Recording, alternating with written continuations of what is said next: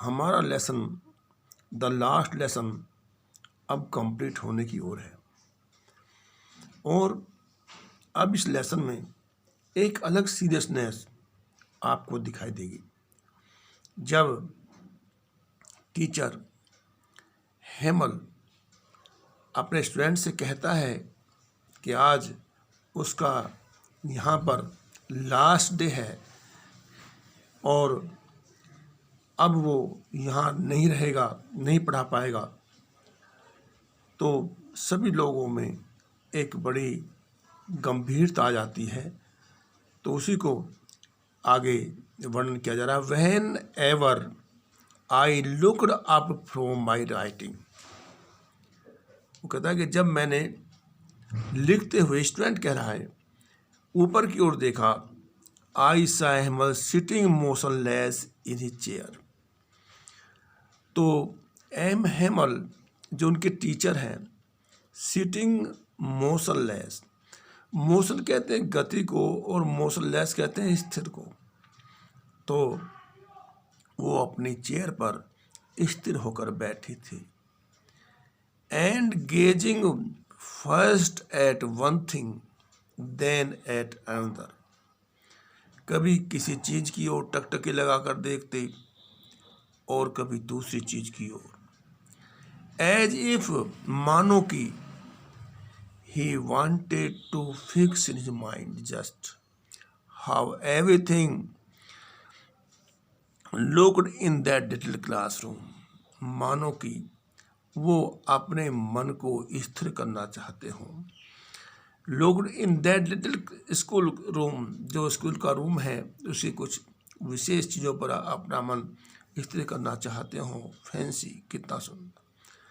for 40 years he had been there in the same place, पिछले 40 वर्षों से M Hemal इसी स्कूल में पढ़ा रहे थे, पिछले 40 वर्षों से। with his garden outside the window and his class in front of him, और with his garden outside, और बाहर की ओर बगीचा भी था उनका अपना, out the window, and his class in front of him, और उसके सामने कक्षा थी। जस्ट लाइक दैट, कुछ इसी प्रकार से। Only the desk and benches had been worn smooth, desk और बेंचेज वही थी, केवल अब कुछ वो घिस गई थी। The walnut trees in the garden, walnut कहते हैं अखरोट का जो पेड़ था वो भी बगीचे में था। वह टेलर, अब वो बड़ा हो गया था। And the hop vine that he had planted himself twine about the windows to the roof, और जो होप वाइन बेल है, ये that he had planted himself, जो उसने खुद लगाई थी, twined about the windows to the roof, खिड़की से होकर के छत तक पहुंच गई। How it must have broken his heart to leave it all. अब सोचने का विषय ये है कि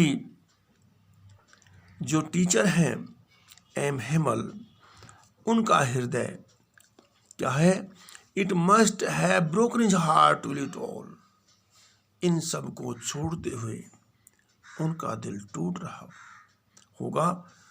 all poor man to hear his sister moving about in the room about packing their trunk, और वहीं से जो आवाज़ आ रही थी, ऊपर उनकी जो टीचर है, उनकी बहन, वो सामान पैक कर रही थी। क्यों? कि उन्हें उस स्थान को छोड़ना है। For they must leave the country next day, और उन्हें अगले ही दिन जो है इस स्थान को छोड़ करके, इस देश को छोड़ करके जाना है। ओके स्टूडेंट्स, इसके वर्ड मीनिंग भी याद करेंगे और इनको सेंटेंसेस में यूज करना करेंगे। Okay, thanks.